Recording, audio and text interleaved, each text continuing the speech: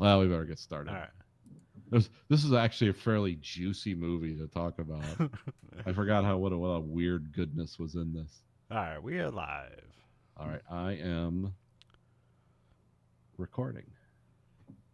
Tell your friends you're listening to the Verhoeven Effect podcast. I'm Conlon. And I'm Nathan. Tonight we have another very special episode. We have the 1985 movie Lifeforce. Nathan, do you have a history with Lifeforce? I watched this movie for the first time in, I want to say, 2003. Okay. It was just one of those things like, this is on. I don't know anything about this. I remember hearing, like, I remember when it came out when I was a little kid. I've been like 11. So of course I wasn't seeing this is an R-rated science fiction movie. And it was like people, the things were like, oh, the reviews of this are hilarious. like people were like, no, it's not good, but it's bad in a fun way. It's like one of the first movies I remember hearing that, where it's like, oh, it's bad in a fun way.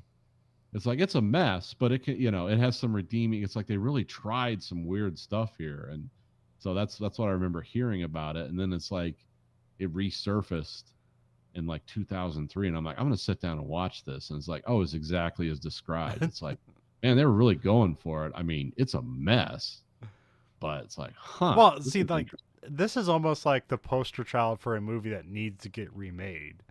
Yeah. There's stuff there, but you can fix it. Whereas, like, the movies you remake are the ones that are like, yeah, the movie's perfect. There's no reason to remake it. You're just remaking it because it was successful the first time, and then you're hoping just, like, the name recognition gets you over the line. Yeah, it's like, let's make Batman for the 5th time. It's like, everyone remembers that. And it's like, oh, no. But usually every iteration of that does have something to say. But yeah, this is something. Well, I mean, they kind of did, because the script was written by Dan O'Bannon. Like, yeah, this is very much an alien movie. Yeah, it's like, huh, okay. And it's written by the alien people, based on a book called Space Vampires, which is funny, because this is a canon film. This is one of their 3 films where they really tried hard, or at least threw a budget behind something. And so yeah, they called it Lifeforce instead of Space Vampires because canon's known for making just basically B movies. Yeah. They made a lot of money. One of their big breaks was Breakin', the breakdancing movie, which of course everyone always knows the name, the sequel, Breakin' 2 Electric Boogaloo. But they also made like almost all the Chuck Norris movies, which they made a lot of money off that stuff. Invasion USA, Missing in Action, Missing in Action 2, Missing in Action 3. Didn't they make all the Death Wish movies after the first one too? I think so, yeah. And then Superman 4, The Quest for Peace. Yeah, that was one of they had, so 3 movies they threw money behind was this, that Superman 4, and Masters of the Universe. Oh, Masters of the Universe. That's another weird delight. Which they also, like, so it's like David, is it David Pune? Or no, it's Alan. No, it was Alan Pune? The guy who did Nemesis. So he worked for Canon a lot. Like, he made, was it Swords and Sorcery or something like that for them? The one with a triple blade sword or something. Okay. Yeah. He was going to make Masters of the Universe 2, but then that fell through because they lost the rights to it. And then they were going to pivot to making a Spider-Man movie because they had the rights at the time. And then that fell through. And so then he made Cyborg instead. Okay. So basically, the falling through pre-production of Masters of the Universe 2 Spider-Man led into Cyborg. And that makes perfect sense when you say that. Like, yeah, I can see that DNA. Sure. And that leads to Jean-Claude Van Damme being crucified on a boat. It just all makes sense. Yeah, it ties in. It's like this is the logic of the universe. Of course, I haven't seen the documentary. I bought the documentary, but I haven't seen it. There's a documentary about Canon films because it was a crazy time. I believe it was 2 Israelis guys that just really loved movies. They basically made teen sex comedies in Israel, and then made Breakin', and then got a budget to make a lot of stuff. They did a Yeah, lot was of that Globus and Golan? yeah, Those the guys? Yeah, yeah, those sound like very Israeli names. Well, didn't they do stuff like? Because what's that documentary called? Like Boogaloo: The Crazy Days of Canon. yeah. I think Weren't something they like like that. going and they would pitch movies like at film festivals? Like they would show up with like a poster and Oh, like they're acting like they're selling it, but it's really they're generating funding to make yeah, it. yeah. No, Okay, they would show it's up with just fraud. trailers because I believe there is a Spider-Man canon trailer. Because they would just bring it to like, here's our upcoming films, not in production. They just Yeah, made the trailer to get a budget for their movie. um, yeah, so yeah, they did crazy things like that, and yeah, it was just it's kind of fun and seedy at the same time. Like we're just yeah. making movies, come on. Basically independent. Um, what was the other fun stuff they did? Um, oh yeah, and like they made like Over the Top, where like they Yes. basically dared Sylvester Stallone to be in a movie with $5 million. He's like, "Oh shit! If you're gonna pay me that much, I'll be in your stupid arm wrestling trucker movie." Yeah, I'll do whatever you want. A lot of money for that time. And I think it bombed, but man, people remember that movie because it's so stupid. Yeah, it's shockingly dumb. It's like, oh, I can't believe this. um, I don't know. Yeah, I don't know like what pedigree it led to. I'm pretty sure you could look like the same way like you look at Corman, where it's like you look at the people that came out of the Corman cap, and it's like, oh, so you basically the best filmmakers ever made came out of like this schlocky, let's make movies as fast as possible like thing. So I don't know if like what kind of background canon like led to, because like all I remember is like Albert Pune. Because we got Toby Hooper directing this movie, who is famous for uh, Texas Chainsaw Massacre. Yeah. Because the only way I don't really know about Lifeforce is like the Red Letter Media guys talked about it, and so they're like, "Yeah, it's a better movie than you think it is," and they seem to have like a lot of fondness for Toby Hooper. That's also because like, what's his name? What's the what's the smaller guy? um, Oh, Jay yeah, Bauman. yeah, Jay. He loves horror movies like to a ridiculous extent, where he'll forgive any horror movie for any bad filmmaking because it's like they're trying. Which I love that too, but sometimes it's That's just kind of how I am with sci-fi. yeah. Like if I really liked horror, I would say like this was actually a good. This is a 5 out of 5 movie. If I was a horror guy, it's like, oh yeah, I would totally get it. Yeah. So yeah, that makes sense because this is like multiple genres of horror in just Yeah. one movie. It's really weird. Um, but yeah, like they love Toby Hooper. I mean, like he came up Texas Chainsaw Massacre was before Halloween, and like a lot of times Halloween is like they seen as like the prototype for all the slasher movies. It's like, well, I mean, like you know, Texas Chainsaw Massacre came out like 4 years before that. Yeah. Oh yeah. I mean, he did do Poltergeist too, but that was also he seemed to be drunk, or the rumors is he was drunk the whole time making that movie, or had some kind of like medical issue or something. And I've heard different things. Like there was some rule that Spielberg couldn't direct 2 movies, but he did because he wrote the script for Poltergeist. So yeah, he was like Toby Hooper was a stand-in, but I don't know if that's like fair or even true. yeah, So it's one of those things. It's like, yeah, I hear these stories, but because he was working on ET pretty much simultaneously with Poltergeist, and it's like that doesn't seem possible. But no. okay, people love those stories. Um, and then this movie is kind of weird because it seems like Toby Hooper, who's an American, is he like Texas? I'm imagining if he makes a movie called Texas Chainsaw Massacre, he's got to be from Texas, right? Yeah, he's from Austin, Texas. Okay, that makes total sense then. Okay. Yeah. Because like this movie has a really European vibe to it, which is kind of weird from an American director. So, um, I think this had to do with like tax credits at the time. oh maybe, yeah, And because it's mostly British everything is cast. like horned into to this like, oh, the UK has this like space program. Is wow, that's crazy. But I understand the script originally written was set like 30 years in the future. Yeah, and they just like changed it at the last minute. So it's like, yeah, they've got a space force. Cool. They've got a space shuttle. It has little fins on it versus our finless space shuttle. So that's, and it's like, fine, whatever. I think I read the first 4 pages of the book, like, because I couldn't find it on audiobook, and I did find it on archive.org. But because Oh, I Colin Wilson is someone who's written like, I think he wrote like 179 books. okay, He's one of those guys, and mainly he is kind of what would it's not Lovecraft, but it's like kind of horror existentialism, I guess, where it's like a mixture of philosophy and horror okay. is what a lot of what he did. If that makes any sense. Exploring humanity through horror. Yeah, well, there was a lot of occult stuff, but also a lot of like sci-fi stuff too. Yeah. So it's kind of like, I don't know, if Aleister Crowley and L. Ron Hubbard wrote books together or something. I don't know. That's not really fair to see. It's not. It's weird.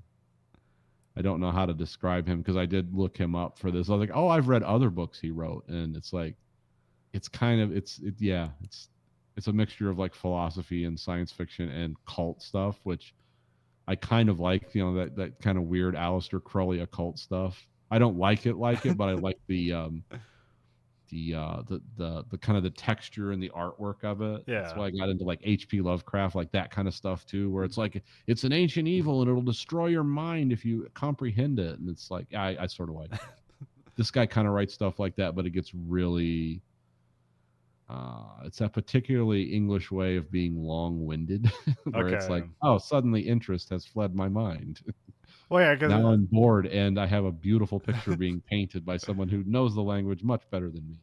Well, it seemed like he was unhappy with this movie, which from the 4 pages, the best thing in it was the nudity. That's what he liked. That seems what most people remember about the movie. So, I actually forgot about it till I watched it this time. I was like, oh yeah, this lady's naked the whole movie. But like from the pages I read, it's like you're not a scholar, like you. But I don't know, but I didn't get through it, so I don't know what the difference is. Like, oh man, they missed this completely. I mean, there is problems with the script, but we'll get into that. Oh yeah, there's some massive weird things going on here. But also, it's I don't know. I also said they ran out of money like midway through production, so it's like, oh, did things get weird? This thing did a full stop 4 times. 3 times because they ran out of money, and once because they got so delayed in filming. Like the actors are like, we're not staying on set any longer. This is stupid, A lot of things going on with the making of this movie. Cinematographer is Alan Hume, who did like a ton of James Bond movies. He did Star Wars, Return of the Jedi. Also like John Dykstra did the effects in this movie. And you can kind of tell in the beginning, it's like, this is impressive. For this because I never seen this before, and I was watching this, and I was like, for today's standards, these graphics aren't that great, but like, were these made back in the 80s? Because these seem way too good to be made back in the 80s. Yeah, there's something too. I mean, you can kind of see like they put their money in like the upfront special effects because they get worse as it goes on, but that's fine. John Dykstra was like, he did a lot of Star Wars stuff. He came up with the Dykstra Flex camera, which is a computer controlled camera which allowed Star Wars to be made. So yep. And this was kind of in his, this was when John Dykstra had his falling out with Lucas. Okay. So he was kind of on his own. I think if you look at his career, he kind of universe. Yeah, if you look at his career, he kind of disappears in the 90s, but then he comes back with he ends up doing the Spider-Man franchise. Yeah. Which I remember that was famous for the L cam, which was a camera that like allowed better for shots to be merged together or something. Okay. Because I remember they used that to do like kind of the swinging shots in Spider-Man, and they also used it famously in the Blade franchise. Or Blade 2 specifically. So yeah. Oh, okay. I can almost imagine. Because I think there's like a sequence of Blade 2 where he like jumps off a rooftop and lands in the street, and it's like, yeah, the L came made that possible, which I don't even think they need that anymore because it's all digital. So, Yeah. um, he also has a weird credit where his most recent credits for like a fan-made Spider-Man movie where he's apparently the visual effects supervisor on it. So, well, yeah, a lot of his recent credits aren't him doing special effects. He's a special effects supervisor. So basically, he's like just looking at stuff and being like, "Yeah, that's good." So, He's the grand old man at yeah, that point. yeah, He's yeah, like, yeah, yeah, you're going in the right direction. Keep it up. yeah. He put his work in. So, Yeah, he's done it. I mean, yeah, he also like worked almost directly besides Douglas Trumbull too, because he worked Yes. on Silent Running, Star Wars. Also worked on the Andromeda Strain, Star Yep. Trek: The Motion Picture. So, yeah. I also like in our notes section for potential movies. I have a quote from him, which probably isn't his quote. It's a very generalized quote that almost every um like industry comes up with, but like I just have it as attributed to him, which is where is it? It's at the bottom. There are three ways to do any shot. There's fast, there's good, and there's cheap. But you can only work in combinations of two. You can have it cheap and you can have it fast, but you can't have it good. You can have it fast and you can have it good, but you can't have it cheap. You can have it good and you can have it cheap, but you can't have it fast. Which every modern business that's a publicly traded company will tell you that no, you can have all three at all time. Yeah. Or they'll tell you that like we live by this, and then they'll make the worst products Yeah. ever. And it's like our customers actually suck. It's like, oh, okay, cool. Let's go in that direction now. All right. That's an interesting turn. What's the last thing Alan Hume did? 20,000 Leagues Under the Sea, TV movie. Okay. He died like 15 years ago, I think. Yeah. Yeah. I also didn't know Toby Hooper died, so I did get this is the Shout Factory version of Lifeforce, the 4K edition. Oh, cool. I watched the old Lamo Amazon version. Oh, I just watched the theatrical cut. I didn't have time to dump into the audio commentary and the director's cut, all that stuff. I didn't have time to do all that, but I got this. It's a cool cover. Yeah, I mean, it's that cover, that poster is actually amazing. Yeah. Yeah, it seems like right at home. If you had this right next to Alien in your VHS collection, it totally makes sense. So. Yeah.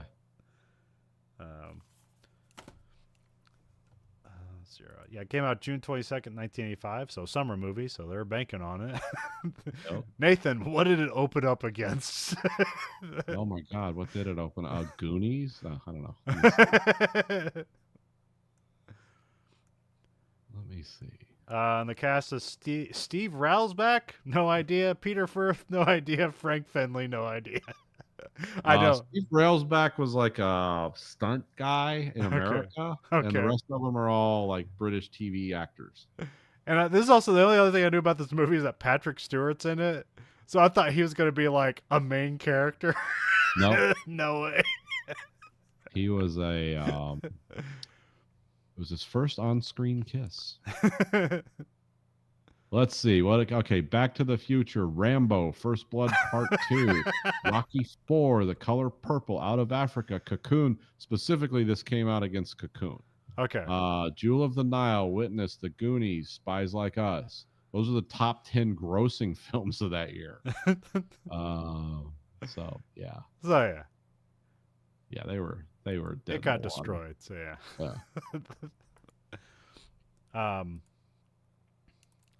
So yeah, I guess we'll get So yeah, this is my first time watching it, so I guess I had no expectation. So we got Act 1. We get titles August 9th, no year. The Space Shuttle Churchill outward bound. A joint British-American team is on a mission to approach and study Halley's Comet, which is a great opening score by Henry Mancini, by the way. It's like this looks like a $50 million movie, or sounds like kind of to start. It's like, wow, this looks great. Although their theme sounds almost exactly like the NFL films theme. Yeah, it kind of Dun, does. dun, dun, dun, dun, dun, dun, dun, dun, dun, I was waiting for that refrain. No, it didn't happen, but yeah, it's close. But it's a great. It's hard to find the soundtrack for this movie. Okay, yeah. Not that it would do me any good because I couldn't play it on. I have no idea, because I like, who knows what happened to Canon Films, because obviously they're not around anymore. So I don't know. I don't think I don't think some studio just bought the right to all of the Canon's film, because I'm pretty sure their house wasn't in order, so nobody knows who has the rights to any of that garbage. MGM. Oh, that's right. Yeah, they were on the front of this. Okay. Yeah. But also, yeah, Shout Factory picked this up, and they usually do like not garbage, but they do very kitschy stuff. So they're not spending a lot of money. But this was a major film, so they got it to do the release for. So, yeah, we got a. But also, yeah, Haley's Comet. That's just a great little addition. Even though I think everybody hated that addition, I'm like, no, it's great. Especially because, later on in the '90s, we have a cult that kills themselves because a comet swings by. So that's like, so working back from that and having not seen this movie, it's like, oh yeah, now this makes sense. It was prophetic, yeah. And I wonder. I remember I got to see Haley's Comet when I was this age. Yeah. Through a big telescope.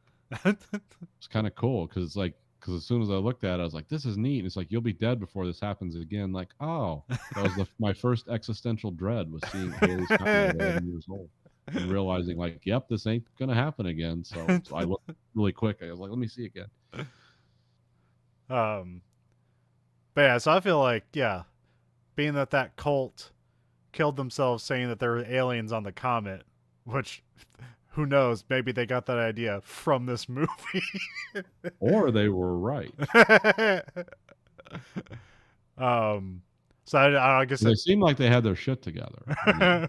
When you watch the interviews, like, these people clearly aren't nuts. Like, oh man, how much are those Nikes nowadays? Those gotta be like $2,000 Nikes. Oh yeah, that just accelerated the sales. It's like everyone wants those.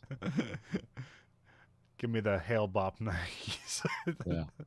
I want the Hail Bop Death Nikes. I remember it was sad when it was Uhura's like nephew died, was in that cult. Oh, okay. Nichelle Nicholas's nephew was like, I was like, oh, that's terrible. The Churchill is on course and on schedule for its rendezvous.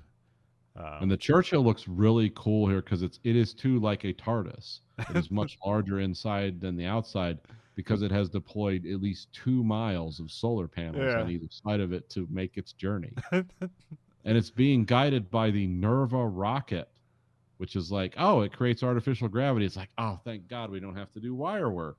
Saving money. Well, I mean, they still do wire work. Well, they do, but they don't have to do it like constantly. Yeah, just a little bit. But yeah, they're doing. Yeah, they're trying to do the best to make Alien and 2001: A Space Odyssey and Star Trek, the motion picture, all in this little opening here.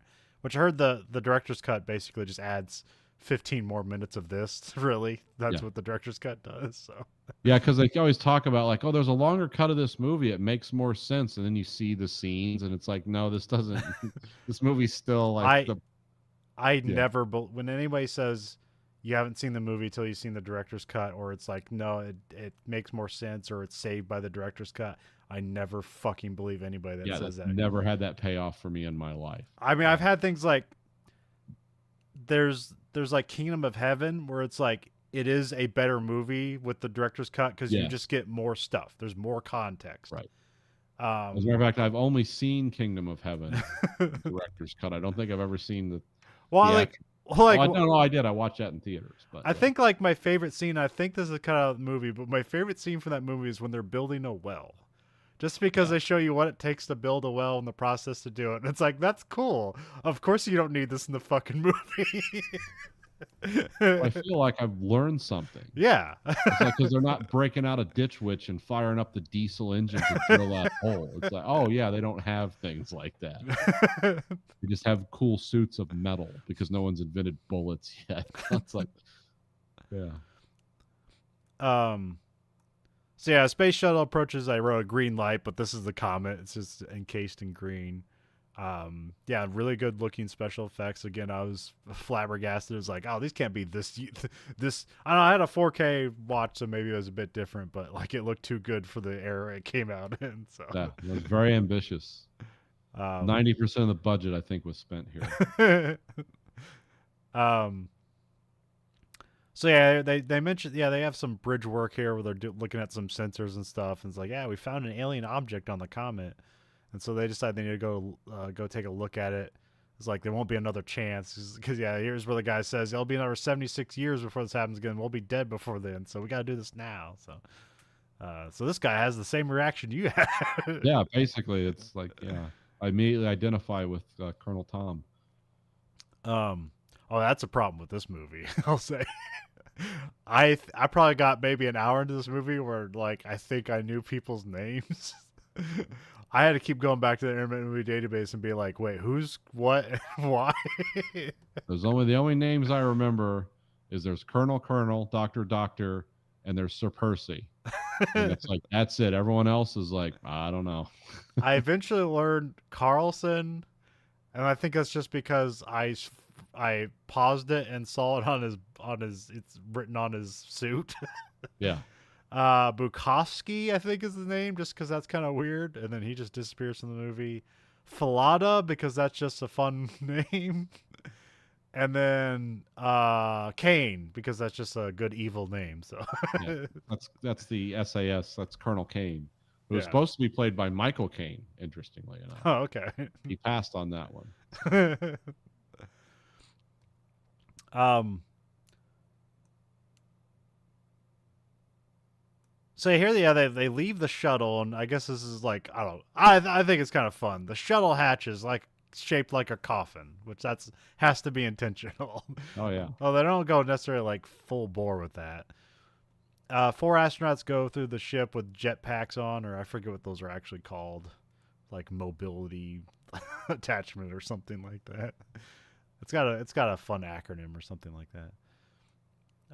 It's a very organic ship, so it's kind of alien-esque, but like with with too much lighting. So this is the best looking thing, but it's fine. Kind of looks like a giant phallus, if we're honest. Yeah.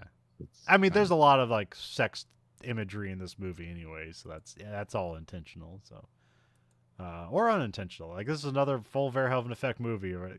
Because you listen to Toby Hooper talk about it, and he's like, "Oh, it's about like men dealing with feminism and like what and like the feminism they have inside themselves." And it's like that's there, but I don't, I don't think that's what people are getting out of this movie. Yeah, that's actually that's full Verhoeven to say that. Yeah, because I remember hearing about this is about men confronting female sexuality Yeah. and how it consumes them, and it's like, no, Yeah. this is about a woman traipsing around naked in front of a full film crew and an 18-year-old ballerina from France. Too. Like, you can dress that up however you want. You know what the hell's going on? Yeah, she was the one that was most comfortable being naked. That's why we hired her. Sure. Joshi, the fact that she didn't speak English is like, well, what am I doing? Can't do a French accent, but yeah. Seemed a little, by today's standards, that would be weird and exploitative. Yeah. Yeah, even I saw a little bit of the interview they did for the DVD on here, and she said like, "Oh yeah, I wouldn't have done that if I wasn't that young." So,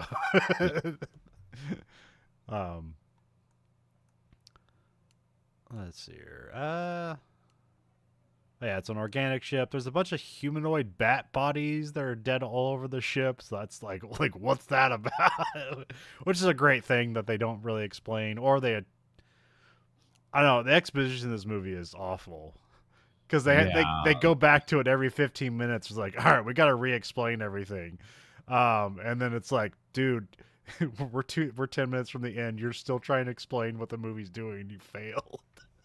Yeah, at some point you just got to cut bait and like let's just hit the gas. That's actually kind of a thing with canon films. Is like a lot of their exposition. They just get away with like they just shoot a bunch of scenes until the money ran out, and then they'd fill things in between by like just cutting to a radio announcer basically filling in all the plot details. Let's get these great scenes because dialogue's cheap. um, they grab one of the corpses. They put a net around it. The ship like comes alive outside, and it kind of like they talk about it being like it's like an umbrella expanding. Um, It's getting harder and longer. yeah, I guess so. Yeah, it's a weird shape. I forget what it is. It's like some vegetable or something. They That's base it off an artichoke, supposedly, yeah. but it's Well, yeah, beyond the that. trivia made it sound like it just was an artichoke. Yeah, it's But I don't know. vampires live in space. Vampires live in space artichokes. Yeah, but I feel like you couldn't you couldn't just build an artichoke ship out of an artichoke and have it survive like filming for a movie. So Yeah. I kind of doubt that. I based on sure being an actual one, I'm not sure. Yeah. Spacesuit team moves further into the ship. They find some naked people and crystals. One woman and two guys. Which is it's like, hey, what's with all the bats? And then we got some humans here. Carlson, well, this is Steve Railsback. Again, this is not really a star-studded cast, so they spent their money elsewhere. So he's kind of like in a trance while staring at the naked woman. They take one of the crystals with them, or they start packing up the naked lady crystal, but they end up grabbing all of them. Then we cut to like the shuttle's coming back to Earth, but the Churchill isn't responding to like hails, so they send up the space shuttle Columbia to do a rescue. Columbia docks with Churchill. Churchill's like dark on the inside, charred, and it's full of particles and debris. So somebody just set the whole thing on fire. So yeah, they find charred corpses of the astronauts' bodies, but then they find the crystals in the hull, and they're all fine. So nothing got through there.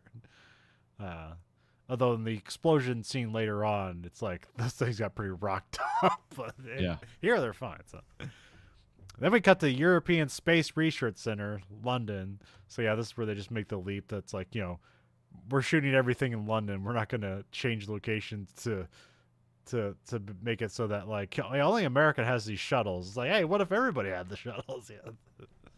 Yeah, and this is the most efficient. This is where this movie shows its humorous limitations.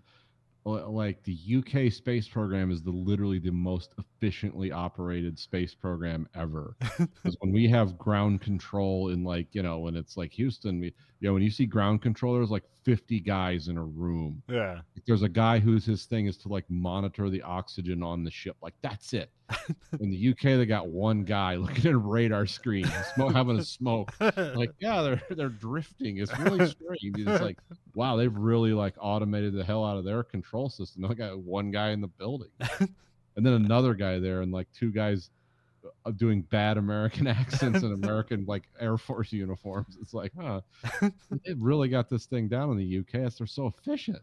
That's amazing. I mean, there are some really smart British people, but they don't have the means to do everything they want. So. Yeah. So yeah, they have the crystal bodies isolated in the medical center, which I guess this is just the Space Research Center. This is NASA London. Yeah. Well, they do have like the ESA logo on things, which is European Space Agency. Oh, That's a real thing. That's like they do a lot of stuff, but they didn't have like their own independent space programs. Only two countries were crazy enough to try that. The Soviet Union and the United States, and one of them went bankrupt and the other one's on its way. Although you kind of like now that they just have like, it's still like basically now there's 4 countries that can put stuff into space, but you can get your astronauts from anywhere in the world. So you can have an astronaut program. You just can't have a space program. Yeah, we send people up from all over the place now. Yeah. This is also where apparently, I don't know if this is true. They mentioned that comet apparently means evil star in Latin, so that's kind of fun. So didn't look that up, but I believe it. For the movie, I'll stop there and believe you. I suspended all my disbelief, Nathan. That's what they want. That's the magic of filmmaking. There's a guard in a ridiculous get-up as he watches over the woman's body. Again, this highly efficient space agency in the UK, where it's like hey, it's the first time you've ever contacted aliens and a bunch of weird stuff happened. Let's put one guy in charge of it. Let's give him like a leftover costume from the Andromeda scene. See how this works. I mean, I do point a CCTV camera at him, so That's true. Yeah, so the other guy in the building can watch him. who's falling asleep. The like director is falling asleep watching. He's like, shouldn't you have a security guy watching the security camera? It's like, whatever. That would cost money.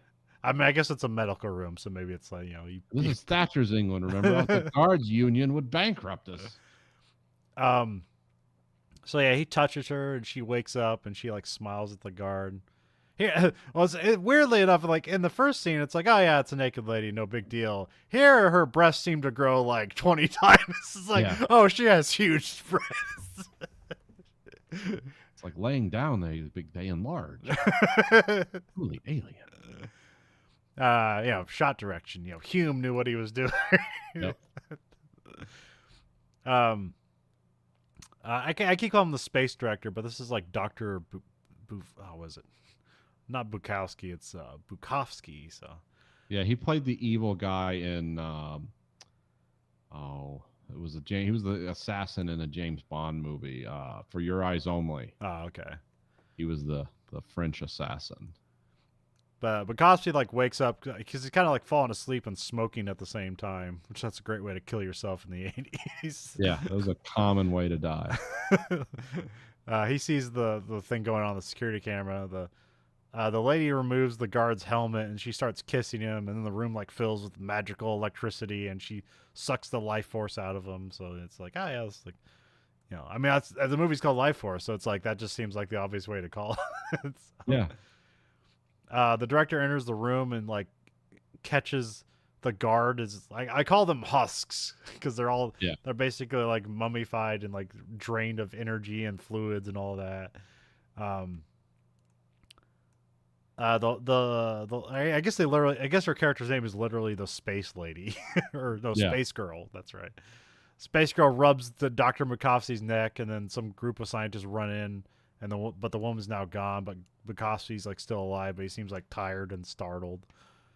Which this whole character's weird because at some point he just disappears from the movie. I don't know if the director's cut remedies that or whatever. If it's like, we don't want to pay this guy anymore. But it seemed like he was going to be a main character, but he ends up not being. Yeah. So I call around for security. It's like, look out for a naked girl.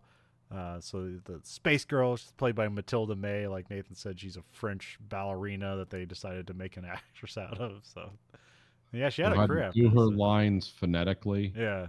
Because she didn't speak English, but by the end of the movie, I guess she spoke English pretty well. So yeah, she learned English doing this movie. So because like in the interviews, she's speaking English. So yeah,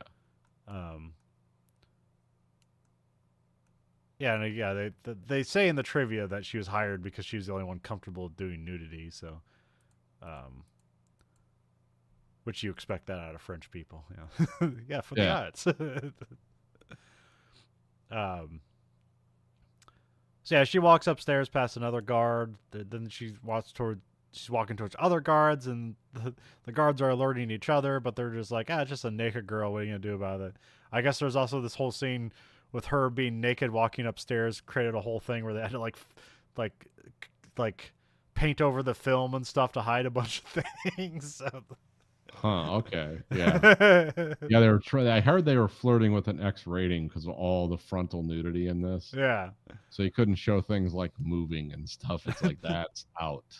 Just showing it static as an image is kind of. Well, no, weird. it's not like we're shooting up at her. She's walking down the stairs. You can basically see all of her crotch if you want to. So it's like, we got to paint that out. Yep. Can't do that. There's also trivia about like what to do with her pubic hair, where it's like Toby Hooper had to like inspect it. It's like, no, get rid of it. It's like, oh, now you can see her vulva. It's like, well, then put it back on. It's like, which just seems like Toby Hooper being a creep rather than like, I'm doing this for the art. So I don't know. I know how we can solve this problem. It's called a leotard. Have her wear like a space outfit. It's like you can still see her body clearly, but she doesn't have to be nude. Yeah. Because I know she's supposed to like exude this overwhelming like feminine lust that she Yeah. just allures men in with. But it's like, yeah, and she has to be completely naked. Come on, it's weird. Unless Golan and Globus insisted on it. Yeah, I mean, I'm sure there's money to be made in that. Sex sells. I mean, that's the kind of movies they made. So. Yeah, oh yeah, yeah. They weren't doing this for the art, that's for sure. I mean, no. She does some space magic. I'm not sure if she just knocked them out or killed them, but I think she just killed them. I like how the one guard's trying to like waver in with like a cracker. Yeah. Come here. Have a Come crisp. here, love. Come here. It's got like a. They call them. They have a different name for them. Crisps. No, because that's like chips. No, biscuits. Oh yeah, okay, yeah. Yeah, he goes. Yeah, he's you know, which is weird to me because I think of biscuit as something that goes with gravy, but whatever. You know, it's the same language, different meanings. But yeah, that's. I did like how he was just like waving the cracker. Come on, love. It's gonna be fine. Come here. Yeah, I want his entire internal monologue. Like, what was he like? Was he trying to stop her? It was like, "Hey, you're sexy. Have this cookie." I'm going to seduce her with food. Well, supposedly, like I said, she just turns men's minds into putty just by seeing her because she has. But it's not just because she's naked; it's because she has like vampire powers or whatever. Yeah, or whatever. Which actually, the next part is impressive because she blows out like all the windows, and then she walks over the broken glass. That's like, yeah, that's badass. So. Well, I guess they had to glue like the bottoms of shoes to her feet. Yeah. To film that because it was all like just done like in camera. Like, it's like just glue some, but you don't notice it. It's like, wow, that's hardcore. Yeah, because if I was her, I would be afraid. Like, what if I fall into this glass? Like, I always love that stuff from like RoboCop where it's like, because there was that thing like when it's like, oh yeah, but don't people like get really like cut up and hurt when you throw them through glass? And it's like, oh no, they got sugar glass in Hollywood, and then RoboCop trivia will tell you that sugar glass is just as dangerous. So in RoboCop, they just use real glass to throw people through. Oh, okay. Yeah, I've heard with the glass that they make out of like sugar to make it clear. Like if you have a scene where a character is like crushing a glass or something, like they're so angry, like it actually kind of works for that. But if you're like throwing people through plates, it still forms like shards. Yeah. Which can just be injected into your body. It's just the weird thing is they'll dissolve. I mean, it's like, but you still have like a hole in your body. So it's like killing someone with an icicle. It's like it melted. Like, well, he's still dead. So that being the end of Act 1, we got Act 2. The Space Center is surrounded by cops. They're investigating the scene. We got Colonel Kane, played by Peter Firth. He's basically the cop for the rest of the movie, who I only know him from, he's like the political officer that Ramius kills in Hunt for Red October. Oh, that's, Ivan Putin. He's the guy that, he slipped on his tea, supposedly, but, Ramius just grabs him, snaps his neck on the side of a table, which is actually a convincing scene. I think it takes a lot more force than that, but it's like, that's dark. Like, that's the hard, because come here and bash your head to the corner of a table, your back of your neck. I don't know, especially with recent events, it's not hard to tell people in Russia how someone died and have them believe it or not believe it. Did you hear the last guy Putin poisoned died today? Yeah. Navalny. It's like, but it was a terrible accident. Tragedy. It's sad for his family. There's also presses around, but then like he says something like not for publication. And he says, like, this is a D-notice situation. I'm like, I have no idea what that means. What? That's a real thing over there. What does that mean? I used to know all that crap. Let me look it up. Anyway, go ahead.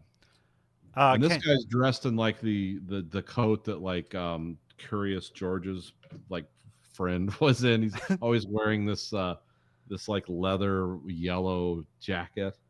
He wears it the whole movie. I don't think he ever takes it off. Oh, Kane does? Yeah. Oh, I guess I don't remember. For some reason, I just remember him having like a weird, like turtleneck this entire movie. Yeah, he does have that too, but he also has like the jacket where he looks like Curious George's friend. Okay, so he's like French Curious George friend. Yeah. Kane talks to Dr. Falada, and Bukowski excuses himself. He's like, "Oh, I'm a bit tired." Yeah. Flauda's just Oh, wait, guessing at. hold on. A D notice advises the press that subjects of stories it is advisable not to publish because of damage to national security. Okay. So here we would say this is violation of the National Security Act. Over there, they call it a D notice because they use language differently than us. We're a lot Now, more is that straightforward. like DE notice one word, or is it like D slash and then No, notice? Section D/notice. Okay, all right. Under Section D of the Code of Secrets, the I don't know, Official Secrets Act or something. Like I said, they have more straightforward and less clear names for things than we do, because we just kind of name things directly what they are, whereas the British try to make it like it's succinct and also artful at the No, same time. there's some I don't know. They invented the fucking language, but somehow the English managed to make the English language sound as silly and stupid as possible at every natural instinct. They can make it cool, but their natural instinct is to be silly and stupid. So someone was one of the linguists or something was explaining like one of the biggest influences in American English is how many people here are German, Yeah. and they just adapt German name schemes into American English, where it's like we name it directly what it is. Yeah. It's like we don't give it like no, it's a space shuttle. It's like, oh, it's not a frazzy womb. It's like, no, Yeah. it's a space shuttle. It's not it's not an artful form. It's a shuttle. It moves cargo around. But we don't speak German, even though like 80% of these people in this country have German ancestry. So it kind of like we adapted the language that way. Well, the thing I always associate with like it being stupid, even though like the better name for it exists, but it gets caught up in how the flavor is. So the way F1 will describe its free agency, which basically means people moving from other teams and stuff like that. Here it's just called free agency. It's like, oh, there's people moving around the NBA and NFL and all that stuff. So they don't call it free agency in F1. They call it silly season. Yeah. Because it's fucking stupid. Yeah, exactly. Same thing. Same kind of thinking. So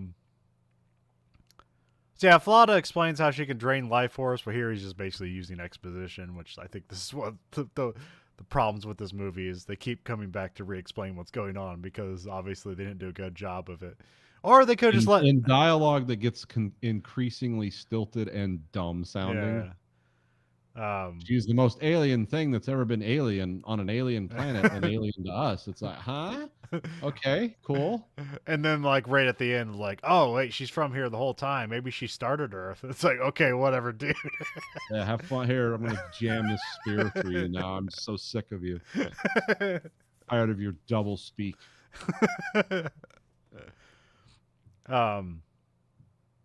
Yeah, they should have went more European with it and just like had things happen and not explain them. So yeah, it actually would have been better. It's like, no, it's better without the explanation. We're cool with it. Then we have a guard watches over like the two naked guys, the other vampires. Well, let's go back to the dialogue again because there's a scene here where I actually threw some stuff in. When he's talking to Dr. Bukowski, and he's saying, so what happened? What was it like? And he says it's like it was the most overwhelmingly sexual feeling I've ever had. And I was waiting for somebody to throw in from the side, you mean like Margaret Thatcher sexy? It didn't happen, but it would have been really funny if it had. And everyone just like looks and then goes on. Like, don't even acknowledge it. And everyone would wonder for years, like, why was this in that movie? What does that mean? But that's the kind of humor. Again, that goes back to my airplane humor. It's like, I want stuff like that in uncomfortably weird scenes because it's cool. But yeah, they watch over the two naked guys. And one of whom is Mick Jagger's younger brother. Oh, okay. Which I didn't know. I just learned that. Well, I heard they wanted who's the Billy Idol? Yeah, they wanted Billy Idol as one of the naked guys, but I guess he was on tour. Although Toby Hooper did Dancing with Myself. He directed. Oh, okay. Okay, then that makes sense. They liked each other. I just thought it was like one of those like trivia things that were never going to happen, but because it's Hollywood, people believe it. Yeah, anything can happen at any time. It's Hollywood, baby. Billy Idol was like, he's cool. I won't work with him again. Okay, you want to be a naked alien? I'm sorry, mate. Got a tour. I don't. It's yeah, Toby Hooper has kind of a weird reputation because it seems like a lot of people like him and a lot of people hate him. Patrick Stewart said it was his favorite person to make a Yeah, film with. He's like, I love work, which you wouldn't think. Like no, Patrick Stewart, it's like it's kind of that uptight, like Shakespearean actor. He's like, oh, I loved it. It was amazing. He's also just a British weirdo too. yeah. So at his heart, Patrick Stewart's just a lovely British Well, I weirdo. mean, the example he cites is that he wanted to change a piece of dialogue, and Toby Hooper's like, "Yeah, that's better." So apparently, like that inflated Patrick Stewart's ego so Oh, much. so that's it. That I think I remember the Patrick Stewart story I remember about this movie was like his window in his house, like the frame, it just like rotted out of the frame. Yeah, It's like if you have an old wooden house, it's like thousands of dollars or even 80s pounds, bucks to yeah. fix. And he was like, I'm screwed. My window's just gonna fall out of my house. And then he got this job and he was like, yes, get my window fixed. I think it was this movie. I'm not sure, but Yeah. Well, he was, it was this time. yeah, because he did Dune the year before, and that didn't work out that well for him. So he's only when does next gen start? Is that 88 or 89? Next Gen was 87. Oh, okay, possibly. I don't know. Let me look. Keep summarizing. Um, so Yep, yeah. 87. Oh, okay. The guards, yeah, they're kind of stricken with interest over the naked guys, which is this kind of like the thing you'll pick up later on is that like the sort of influence that them just existing in your space will have over you. They don't have to like touch you or do anything else. It's just their presence will affect you in some way. Interestingly, though, this doesn't work both ways. Because, like, you know, the female alien overwhelmed men with her sex. Yeah, However, there were women on the crew of like the Churchill, yeah. and they weren't just like writhing over the men. So it seems like only men are affected or drawn to these things. Like women never seem to be affected by these things. I don't know why. Also, women don't play Oh, a I part know in why. this movie at Oh, all. I know why, Nathan. Why is that? It was written by men. Oh, okay. All right. Yeah, I guess I just thought, okay. It's a very British film, because the British make misogyny into an art form. Oh, women, you know, there's always something wrong with them. All men want is sex. Yes, and you won't give it to us. That's why we have to be passively gay with one another. I love that movie that Ron Perlman was in, where I forget what was the premise. Oh, they were trying to get Stanley Kubrick to shoot the moon landing, but they couldn't because Stanley Kubrick lived in England, and it's like, oh, so you got to go over there. We got to recruit him, but so he couldn't find Stanley Kubrick, and of course, because he was some CIA guy from America, he just found these two British guys. I think one of them was from Harry Potter before. But his boss that the CIA was telling him is like, look, you've never done field work in the UK. I'm going to tell you, all British men are not gay. However, all British men act gay. You've got to keep your guard up. I was like, that is hilarious. I've never heard that before. But then you think about it and you're like, yeah, kind of. Yeah, well, yeah. Here, the guys, they're looking at naked men, and then the coffins explode, and so weirdly just explode. yeah. Finally, and then you're like, oh, they dead now? No, they disappear like out of mist, and the naked guys move towards the guard. They seem unfazed by bullets and grenades, but then we learn moments later that they were blown to bits by the grenades. But the bits still have effect, so you know what? it's actually pretty good for '80s, like people taking gunshots. I don't know because like I don't know if they had like skin with squibs in it or if they're doing the thing where they're just shooting them with paintballs. But it looked pretty good for guys not wearing clothes getting hit with bullets. It looked pretty good. Yeah, I mean, it was actually like, that's another good special effect for this time and place. Yeah, because usually they would like either shoot that dark or just kind of imply it. Here they actually show like bullets impact. Yeah, or dress them in like 3 layers of clothing so they can put squibs on them. Yeah.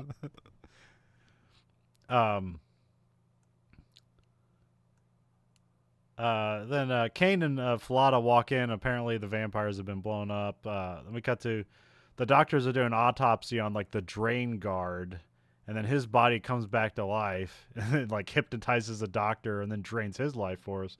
Which this is a pretty good dummy for what they're or what do you call that? Not necessarily a It was dummy, an but animatronic puppet. animatronic. Yeah, Took I, 10 days to film this uh, scene. it's kind of silly looking, but it's like detailed enough that it's like it's well done for what it Yeah. is. So It's not quite the Thing type no, animatronics, but it's also it's not like a wet thing. See, the yeah. Thing got away with a lot of lighting and it's just slimy. It's like pulsating and pustulating and growing, where this was kind of a static, like a dry mummy, like you said earlier. But when they take in Life Force, they do have like the inflatable bladder stuff going on though. Yeah. But they only do that like 2 times. Yeah, that doesn't happen a whole lot.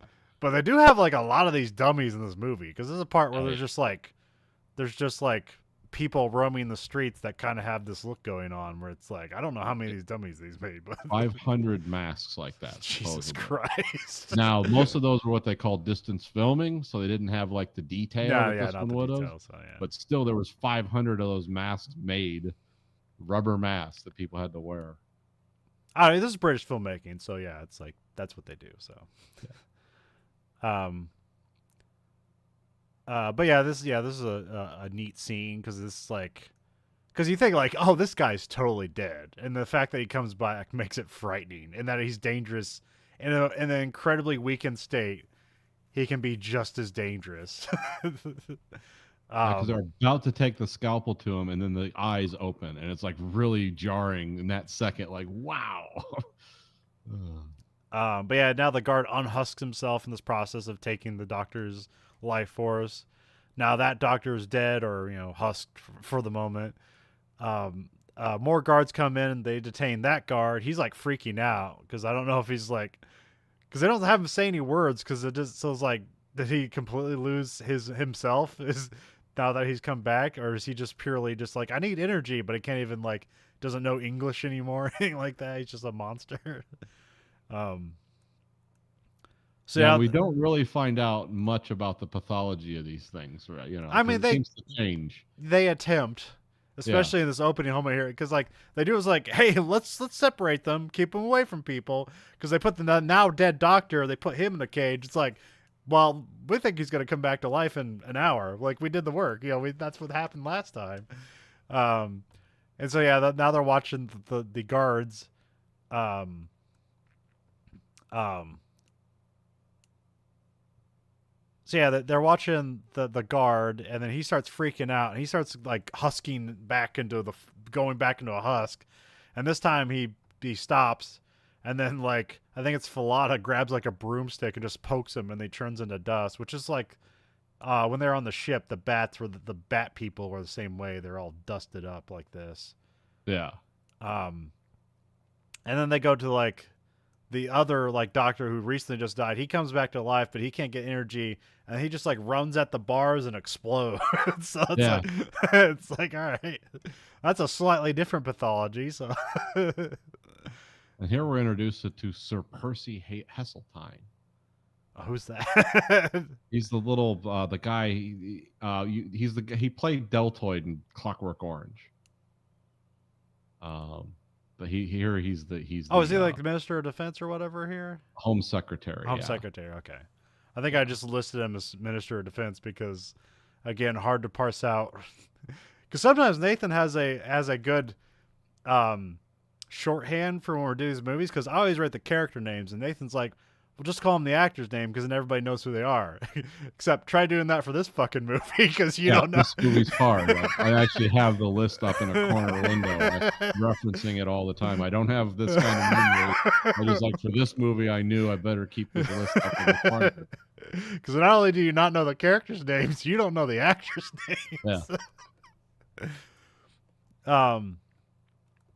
So yeah, Kane has the guards like gather up all the body parts of the vampires they blow up because like, hey, something's gonna happen there. So Yeah. something always happens within the hour or 2 hours. They start to work on like how the stuff works. Like doing some scientific work here, which is like, oh, that's kind of cool. But then they basically abandon that for the rest of the movie. Let the scientists do their sciencing. We're getting on with other things over here. There's a husk body in the park, and so they interview some teens about what they saw, and it's like, yeah, this girl came up and drained her or whatever. Um, The park husk is also naked now. yeah, yeah, all the husks are naked. So. Yeah, they're all naked. All it's like they suck the life and the clothes out of them. um, oh wait, like okay, this all right. So the exploding husk scene happens next. I got that wrong. Sorry. Um, but yeah, so they get through that. So they grab the girl from the park and they monitor. They like hook it up to monitors and just leave it in the room like nobody's around, and so they like have like EKGs on it and stuff as it like comes back to life, and so like It's also strapped to the table with like yeah, insane asylum straps. So and it has like a weird organic thing on its stomach that's like that's not human. yeah, It's got like yeah. some This is the swirl. weirdest looking dummy because it looks like it's colored in like some kind of weird like marble like you throw. It's like it's got that color on its body. Of course, it has pubic hair because why not? It's this movie, and so yeah, but and yeah, of course the EKG readings like spike to insane numbers. yeah, like she basically shorts out all the like electronics in the room and then explodes into dust. Yeah, It's like, and they're like, "Hey, that's weird." I didn't see that coming. Good show. Bukowski comes in, brings news of Churchill escape pod has landed in like I think he says Austin, Texas or something. Something like that. Yeah. So yeah, they go. So yeah, then we cut to soldiers surrounding the pod. Carlson's inside. He's got a beard. Um, then we cut to Carlson, now clean shaven, in uniform, is brought to the European Space Station. So it's like it's gonna spend this moment in the English swamps and pretend it's Texas. Yeah. um, Carlson's worried about telling them like what happened on the ship, but then like he's let in on the space vampires. It's like, okay, well I guess that's less weird than I'm going to tell you. So he tells them about like we have a he tells them that about the alien spaceship, which like I thought they would have known about, but I guess there was like a communication breakdown. No, Even he erased the logs on the Churchill too. yeah, but I think they said when they got into the comet that there was a communication problem because you Yeah. figure they would have sent something back to the NASA while they're hey we're going into the comet, we see an alien spaceship, but apparently that never gets back to fucking anyone. No. Because they don't know that an alien spaceship's in the wind here. So Which is really a plot hole in a movie that's utterly logical in every other way. Kind of sad. well, I just thought like, oh, people don't know that this happened. That should be a bigger point. But here it's just kind of like a thing thrown in there. So Yeah. then we cut to the flashback. They're on the Churchill. Some of the crew are acting weird. The sabotage and death occurs on the Churchill. There's like husk bodies laying around, but none of them ever come back to life. Of course, this is an unreliable narrator thing, so you don't know. Yeah. This is why the flashbacks compromise and things are different. Carlson's the last survivor. He tries to destroy the ship so that the space people don't go to Earth.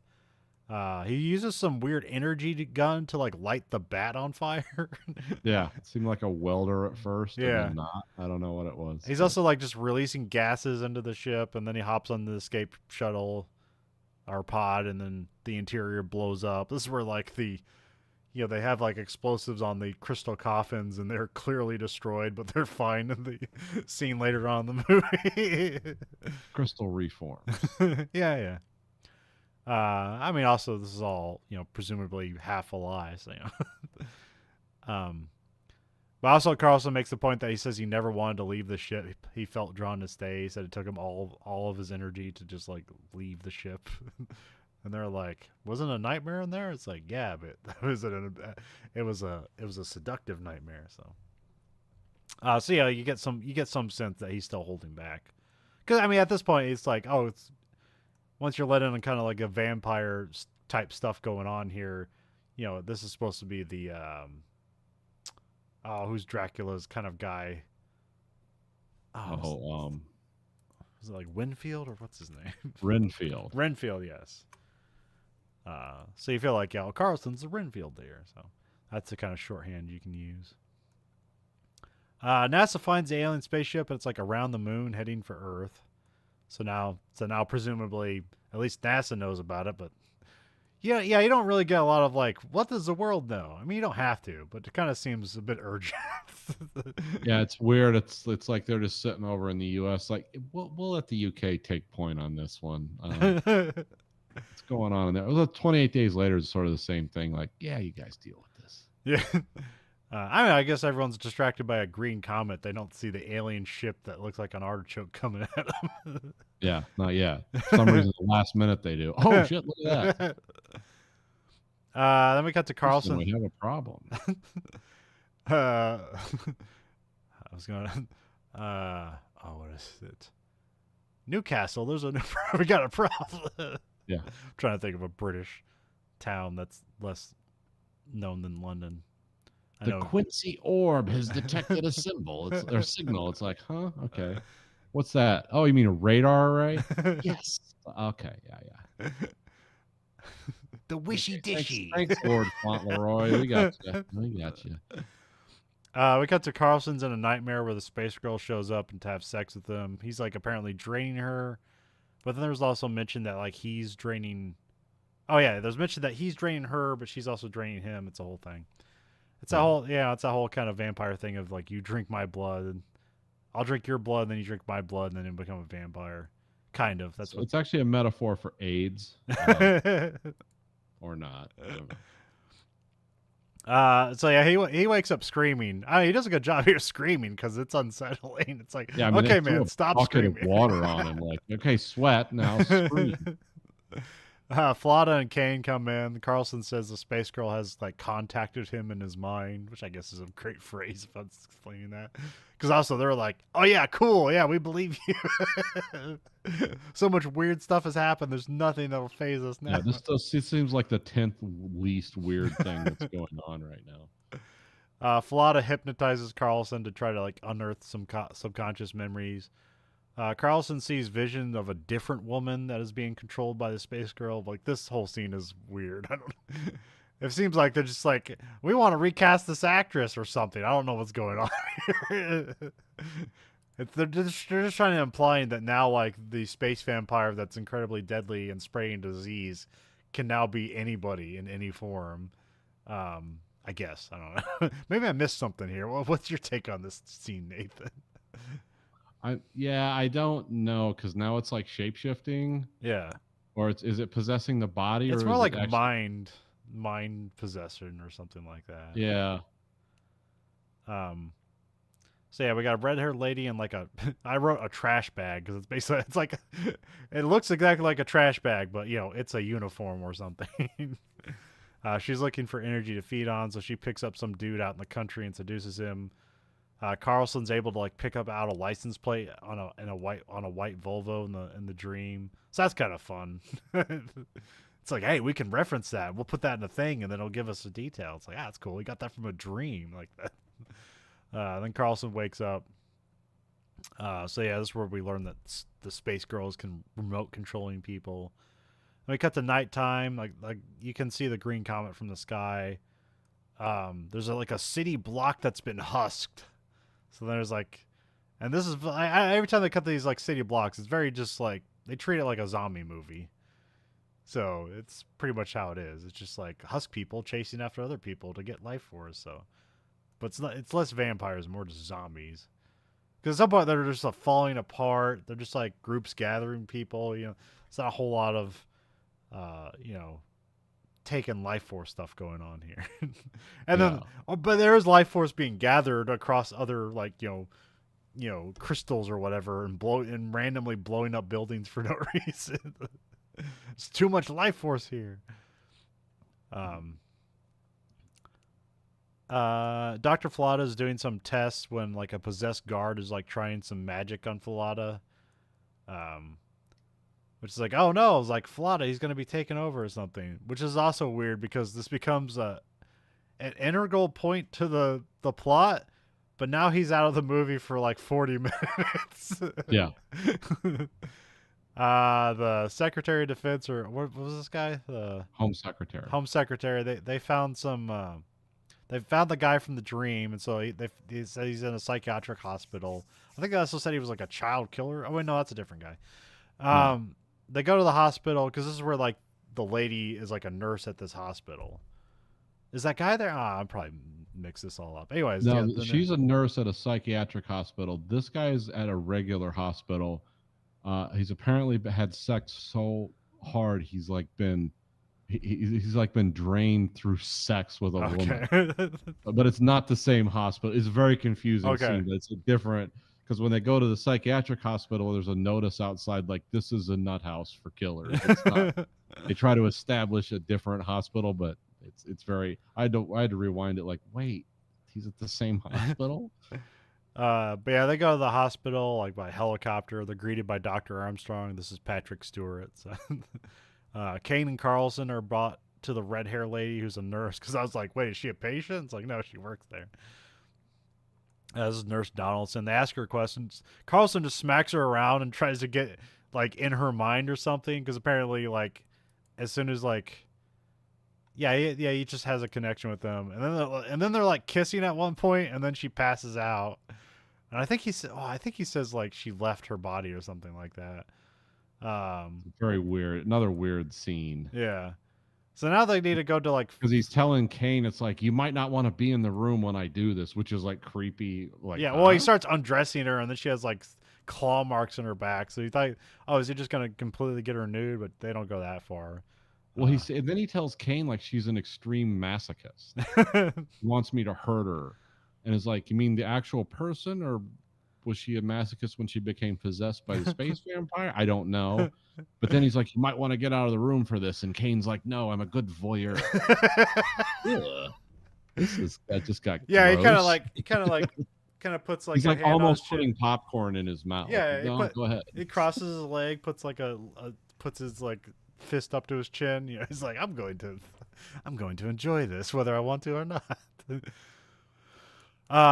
it's like they have to get to like some child murderer to like, and they want to hypnotize him. It's like, he's taken over, and Dr. Armstrong insists on being here. But this is good because I had no idea what's going on. I don't know if like it was bad filmmaking, but then it's all a ruse to inject Dr. Armstrong with a knockout drug. It's like, oh, that's a good twist. It's like I had no idea what's going on. So yeah, they take Dr. Armstrong to another room to be interrogated. Of course, they put him in a wheelchair, so very Professor X vibes going on here. So yeah, oh yeah. I guess Armstrong had like touched Carlson's shoulder, and I guess that gave the doctor away that he was being controlled by the space girl. Carlson thinks the space girl is like maybe trapped in Armstrong's body, like she can't leave if he's unconscious or something like that.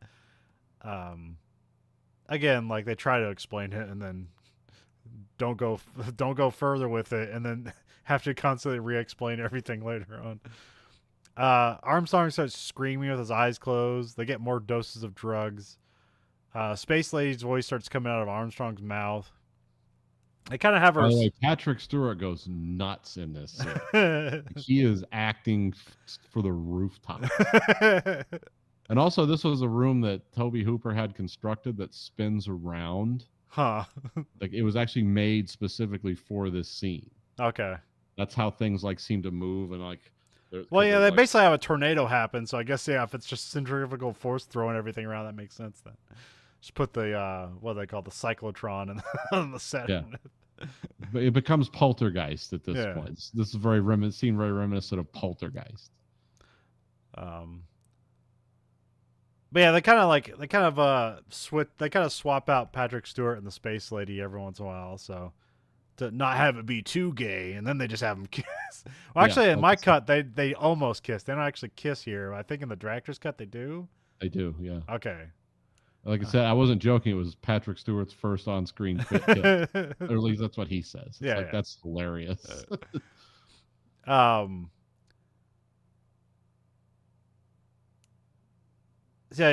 Carlson's being brought in to kiss Armstrong, and then Kane interrupts it, and then like a space magic tornado starts happening. So this is when everything gets spinning around the room. The secretary or the home secretary, what is it, home secretary, or was the guy? Home secretary. He gets thrown around. Apparently his neck gets broken. It's like, oh, okay. Yeah, it's kind of an ignominious death. Yeah. For someone who was always like this weird giddy, he's always looking like this. I'm like, what's going on now? Where are we going? It's like he's just unceremoniously killed. Like, okay. Well, Kane's able to just like kind of get up, grab 2 needles that aren't being thrown around, and hit both his jugulars with this stuff and not kill Yeah, somehow this is working. It's a cool scene. him. Then we cut to shots of chaos in London, so it's basically starting to fall apart here. Um, then we cut back to Carlson and Kane are on a helicopter. Falada explains. He's like, I think they have they get on like a phone call with him, and Falada's explaining the vampires how they have to kill them with a sword, and so they cut to him, and apparently he killed one of the male vampires who's in the guard's body by stabbing him just under his heart and his like energy force or something like that or something like that. Yeah. um and again, there's still like this weird like Falada's weird here. Is he still taking over, but he also killed the vampire? So maybe he's affected by the remoteness or anything. It's up to you. Yeah, I don't. Everyone in this movie is like, they all kind of look weird. You don't know what's going on. And then you try to think, it's like, when did these people ever sleep? So they might look weird for that reason. And then blood just starts exploding from the bodies of Armstrong and the Ministry of, or the Home Minister, or no, Home Secretary. Home Yeah. Secretary. And it creates, and then like the blood starts gathering together, and it creates a blood body of the space girl who kind of looks at them for a moment, and then she just collapses into blood, and then apparently escapes. I guess I don't know. And Yeah, this I'm also not sure exactly. The way one of the synopsises I read is that Carlson and Kane were led away from London as a deception, so the events in London that began to unfold could take place, because for some reason they couldn't if they were there. So this was all a ruse by the space lady space girl to get them out of London, which is like, how is that? No, that's one of the problems with this movie is like, okay, if you say so.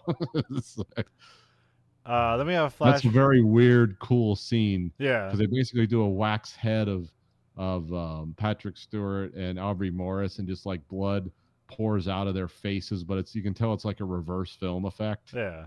And the blood forms into like this representation of the space girl, which is just her being filmed in like red. And then she just melts, collapses to the floor instantly. It's this pile of blood. It's like it's a weird. It's a very Serpent in the Rainbow type Prince of Darkness scene for this movie. I mean, that's like the interesting thing about this movie is that you can combine just weird, magical horror stuff like that, and then also science fiction.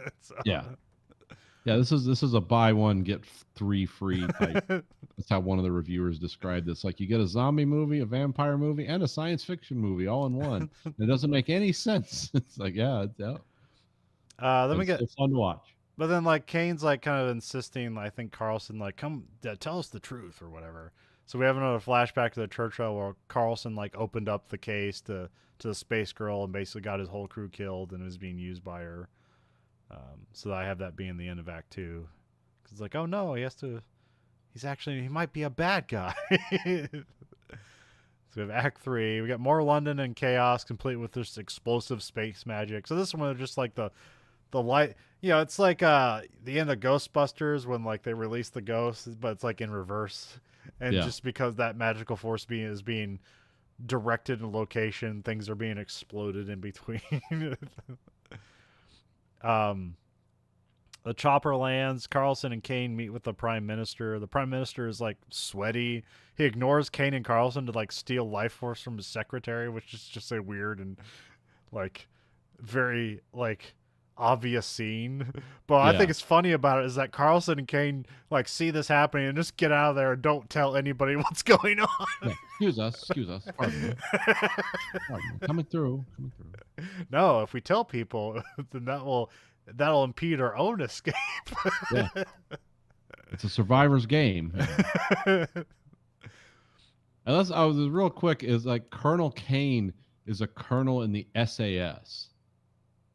So that's like, they say that once, which is kind of weird. Because that's like, oh, your Delta Force guys are doing like national security stuff. It's like, oh, okay.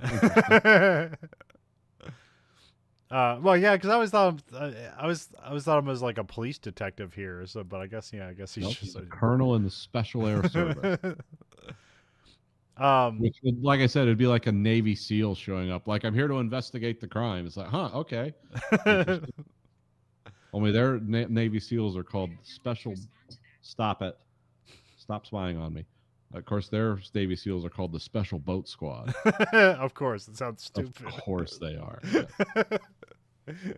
Although I guess that's weird because that's like an inversion because that is straightforward. Yeah, Like, because ours is an acronym, and theirs is like, oh, Boat Squad Special. and of course we like Kampfschwimmer for the Germans. Oh yeah.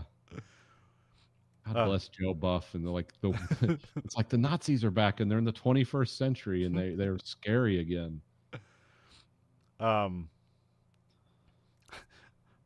I wouldn't Kampfschwimmer mean they're like bad at swimming. They struggle to swim. Struggle swimming, my swimming struggle. um, It's a peculiarly German philosophy of being a Navy SEAL where you always struggle, but you never like climb to the top. um, yeah, I had an idea once for like a story where it's like, you always have like some alien invasion and they send in Navy SEAls. But you have this be more of like the Star Trek the motion picture. They're sending the Navy SEAls and they find out that like, oh, aliens don't know how to interpret weapons. So you have to have all the Navy SEAls drop all their weapons and this because Navy SEAls are usually like really smart people and just show like the skills they have mentally to solve the problem that like, oh, I thought these guys were just jocks with guns. It's like, no, they're a bit more than that. So Yeah, that's why it's very hard to create them. Because you have to be like an NFL lineman or an acrobat or have that kind of physical skill and also be like a borderline genius at something. It's like, there's not a lot of those guys laying around. You usually get one or the other. Yeah, usually Not smart guys don't find their ways in the Navy SEALs. yeah. Yeah, it's a rare bird that can do all that and be like a genius at electronics or understand explosives like intuitively. It's like that's just doesn't happen. So yeah, they hop back in the chopper, which I'm like, hey, do you gotta refuel this thing? Well, it doesn't matter. I mean, Again, the that's efficiency shown here is yeah. incredible. There's like two guys in charge of the whole country. Yeah, yeah, it's very, very linear leadership style. They hop back on the chopper. They leave. Some of the husk soldiers like hang on to the skids. I like one like grabs its own hand and the skin undoes itself and it gloves itself trying to hold on. It's like, oh, okay.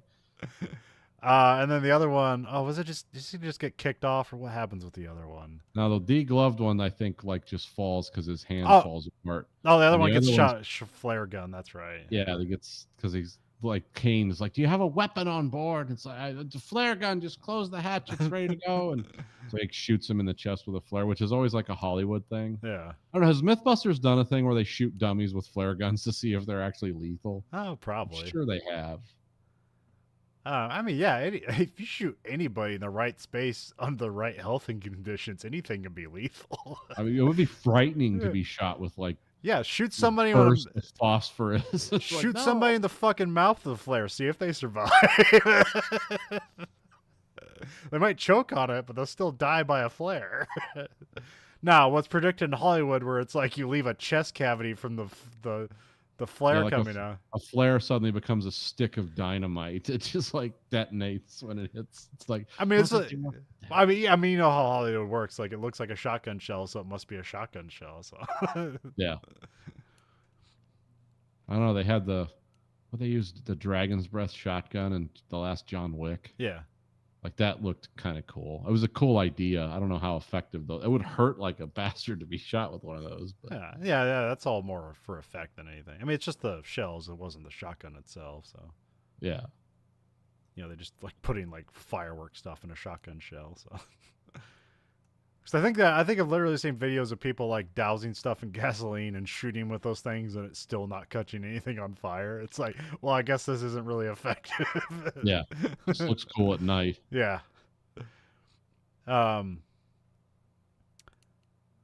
So yeah. London's declared under martial law. They're forced to land and be put into quarantine because like they're trying to get out of there, but then they're like, "Hey, we're gonna shoot you down if you don't land." It's like, all right, we're landing. Um, so they're looking for Falada, but I guess he's still in London because they're talking with the guys at this quarantine base. Like, yeah, we don't know who he is.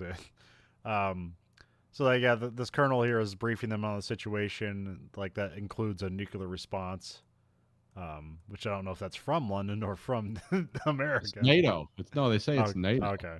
They say NATO's authorized a nuclear incinerate bombardment of London or something to stop the spread of the plague. It's like, no, where's your sovereignty at there? It's like, but So does that imply this is all isolated in London for now and not the worldwide? yes. Okay. Um. So yeah, so it's very 28 days later. um. The alien ship is holding above London, which I don't know if that means like in space. Well, no, it is in space, so it's not just hovering above the city, but it's in space. But so yeah, there's a big blue light going to it, so it's drawing energy out of all the Husk people here. So I'm guessing even the Husk people husking other people aren't getting the energy. So it's like you're just doing all the work and getting none of the benefits. It's pure capitalism in energy form. um, Carlson's still explaining how things work with the space vampires, which so it's like because I guess they need to. I don't know. It's like just get on with the moon, man. Carlson runs off. We hear some gunshots in the background, so Carlson just steals a car and runs off to go stop the space girl, or he's By attracted to the, her. by the way, the British Army in this movie is using Steyr Og. short and long rifles, Yeah. which is kind of a weird choice considering I don't think they ever use those. No, I mean they did have bullpup the LA 85s or whatever. Yeah, Like and they they were. also use the FAL 308 Yeah. too. They like to use those in Northern Ireland because you've got to use like a 308 round and Gotta fight off. Gotta fight off those AR-10s Yeah, that those Irish terrorists have. um. it was horrifying. They did get a Barrett sniper rifle too. The IRA did. I don't know if they ever. I think they actually used it on people too. Um. Then Kane gets a car and goes after Carlson. Carlson and Kane are like basically has them at separate points, but they basically have similar things where they have to drive through the horde of Husk. This is where like one of the Husk arm just like falls off and it's like still like clamping at him. So it's like okay, this is just a zombie movie at the moment. Carlson goes to a church where there's a blue energy beam is emanating. Kane goes to the space center, which I'm not sure why. I guess that's where he's like, that's where we'll go. That's where everything started. Then Kane finds Falada like staring over the ruined city. Bukowski is also just dead. He just mentions he's dead, so he's gone from the movie. Yeah, Kane seems he suspicious. slipped on some tea. Kane seems suspicious of Falada. They're still explaining how things work here. So Yeah. for like 5 minutes left of the movie. It's like, here's some more exposition. It's like, thanks. Good. Falada tells Kane the space girl is like at the cathedral. Falada like goes in for a hug or something, and then Kane just shoots him under the heart, and so his energy thing explodes from his body. So yeah, at some point, he got taken over. I guess during the sword plunge, which I guess didn't completely kill the vampire. Or what do you think's going with Falada here? Do you think he's Well, it was just pure chaos, so you don't know who in the building might have got him or when. yeah? And he's always kind of been a weird character. Well, he also just seems duplicitous in those things. Like, I'm gonna help you kill something. It's gonna be vampires, but also I need some energy. It's like what? It's okay.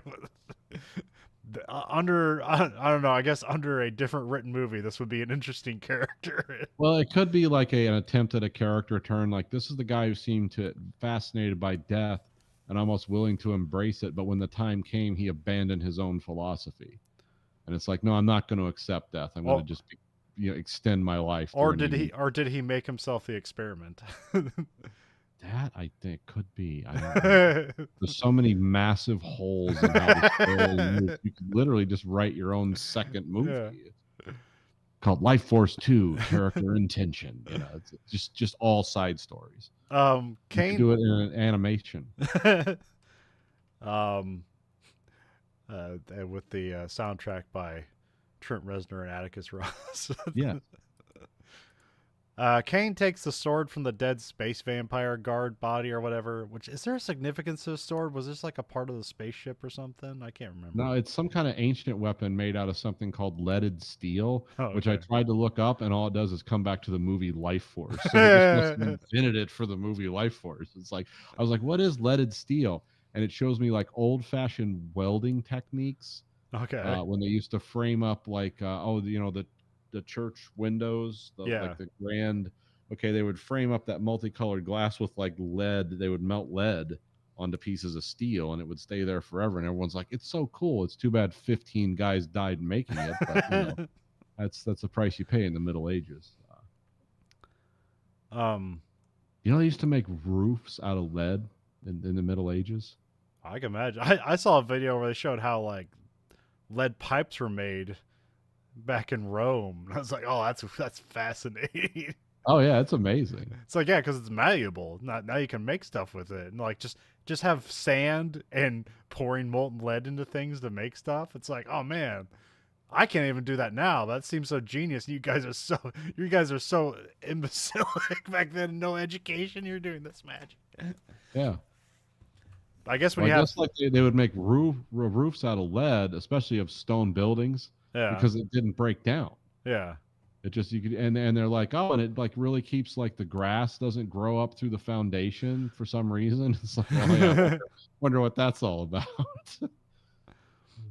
Well, I heard that because you're like, well, yeah, we hear about the lead pipe stuff. It's like, oh yeah, I guess everyone was crazy, but I guess actually it wasn't, because after you like had water go through there would be like some sort of not necessarily bacterial, but some sort of buildup that would actually protect you from the leaded pipes.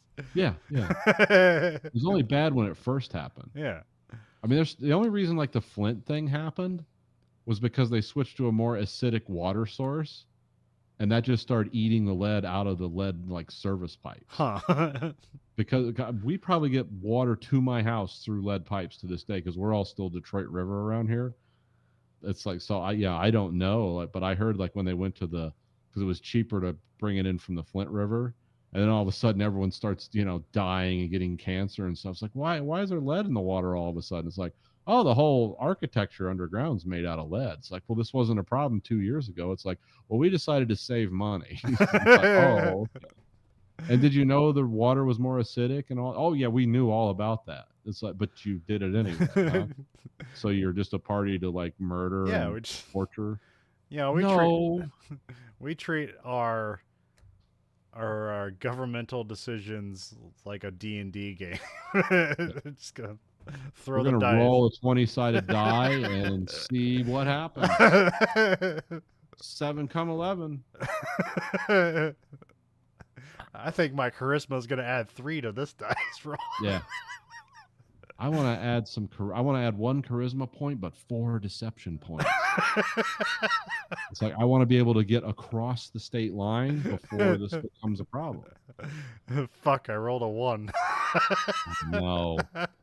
Now I've got to masquerade around as the governor who cares and drink water from the Flint, water to prove what a cool guy I am. And then my wife dies of cancer a year after I quit being governor. Like, what happened?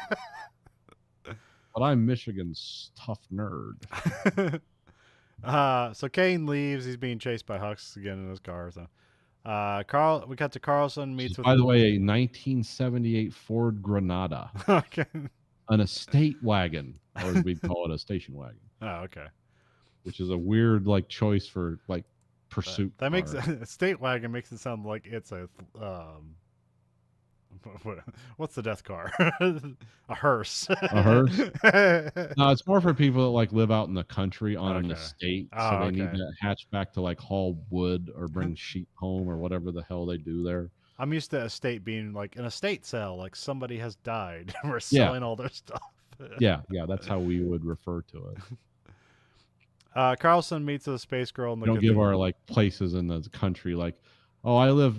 This is my house, the Thornwald. It's like, huh? I mean, this is your home. Well, it's the Thornwald. It's like, oh, okay. um, does the cathedral have any specific significance, or they're just like, hey, we're at this point, let's just get like close to Christianity because that's what usually vampire things do. What you just said, yes, Okay. because it's not actually St. Basil's Cathedral, which is like a. I guess people that actually know what London looks like this is nothing like London. The set they made, they Yeah. don't get any of the places right, but nobody cares because it's like silly. This is They like, they basically somebody built a large scale model of a city, and it was like a tourist attraction that got closed down a year before, and they're like, "Hey, can we film on this and blow it up?" Sure, we're gonna tear it down anyway. So it's like there's a lot of this fantastic London scene from a distance with all the blue screen is like that was actually a lot of free production value. huh. Good on them. Mm-hmm. Sometimes you get used out of blowing things up. A lot of people put time and effort in it, and now it's captured forever in the film. Yep. And you can never see it again. Nope. Not It's in real gone life. forever. Um. So yeah, she wants him to join her to get back to like she says her original life form. It's like, what's that? The bat thing? Jesus? Like, what? Also implying that like this is the first life form on Earth, and now they've made their way back or something. So, um, Kane makes his way through an exploding London. So now we just have the blue energy just blowing things up here, just buildings. Which again, like this is the set Nathan was talking about. Um, Kane gets to the cathedral. One of the male vampires is there, just gathering energy, and then Kane just stabs him in the energy center, and he just explodes. First, he explodes to a giant bat, and then the giant bat explodes to a charred corpse. So, just kind of like, oh no, now he's got to fight a bat, and then it's like, don't worry. Then Kane goes inside the cathedral. There's like a hole in the ground where like Carlson and the space girl are like having naked makeout sessions in the blue light. Yeah. Kane's like yelling at Carlson, trying to get his attention. It's like an elevator into the ships, the Covenant ships on Halo. Yeah. This is the tractor beam. Yeah. So yeah, Kane's trying to get his attention. Kane throws down the sword to Carlson, who stabs the space girl like in her back, and then stabs it through himself. And it's like, oh, they dead? And then they're just transported to the ship, and they leave Earth and go back to the comet. They're going back on the space asparagus to the comet to do what? I don't know. Yeah, I guess come back next time. Well, also you see on humans will have had 76 years to advance, and they'll just be waiting for you with nukes. Like, we're gonna come back to Earth on the next comet. It's like, no, they'll just be waiting to just blow you out of the sky.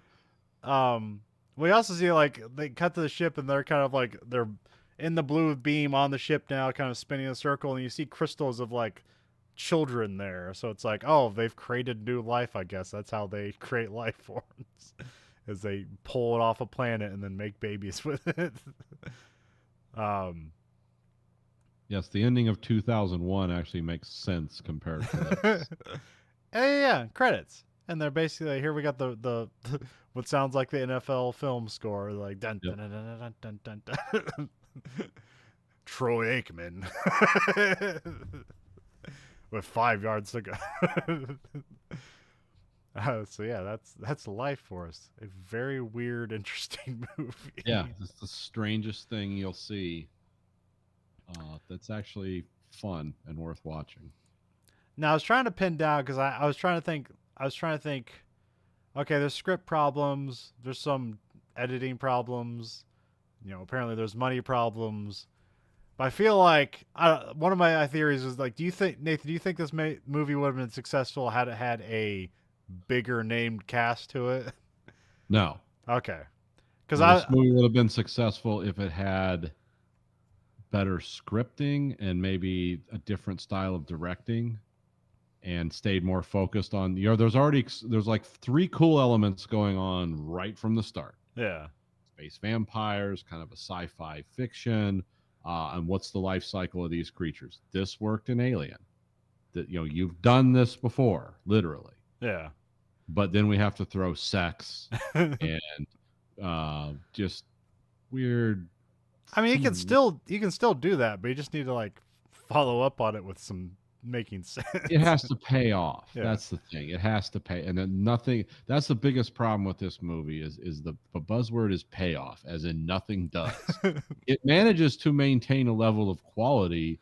Is like actually surprising for a movie most people have never heard of or wouldn't watch. Yeah. It's like there's a good level of quality here. When there's action, it's actionable. When there's weird stuff going on, it's really weird. It does certain things well, but the whole total of it is it's like trying to make it's trying to mortar a wall with a brick wall with mashed potatoes. Like it's not going to hold together in any meaningful way. It's going to dissolve, and that's exactly what happens. Because I was trying to do some fan casting. I was trying to ask you, like, do you think this cast would save the movie with nothing changed other than the cast? So, my change is Carlson, Timothy Dalton. Oh, absolutely. Absolutely. Because I also went with like British actors that probably wouldn't cost that much more than the other British actors. Kane, Anthony Hopkins. Oh, that was actually intended to play that role. Was another person intended for that role? Okay. After Michael Caine. And then Christopher Lee as Dr. Falada. That would have been wild. Because I know at the time, because these are also another famous British series that I don't know anything about. Have you ever heard about Hammer Films? Yes. So they made like these like extra gory and sexy like vampire and werewolf movies in the 80s. I've never seen them, but I heard good things. They basically made this movie was based on a movie called it was something about Alan Quatermass in the center of the earth or something. It's basically the same story with like a tenth of the budget. Yeah. But it was something from the earth, not from space. Yeah. And that was a Hammer film. Okay. That Toby Hooper said he wanted to make a Hammer film shot in like Panavision or something. Okay, like that. Okay, that makes sense. That's what he imagined this being. Yeah, because I haven't seen any Hammer films. I just know vaguely of them. Because Hammer films, like they had too much sex and violence, so they weren't really played here in reruns on the States. So you kind of had to rent those to see that. Have you ever seen a Hammer film? I've seen a few of them after I watched that movie. What was that thing about the video nasties? The lady was the censor in the 80s England. I don't think they were making. Yeah, they were making movies, and it was basically like just really. Hammer films were kind of had a sense of adventure. They weren't just gore for gore's sakes, but they were very B style movies. Yeah, yeah. And I don't usually watch a lot of that. Again, I'm not a horror guy, and I'm not I love all science fiction, regardless of how stupid it is. It's like no, there's a certain level I enjoy, but some people get into genres and they're like, no, this is like a hidden gem. It's like, okay, well, prove me wrong then. Show me that it is.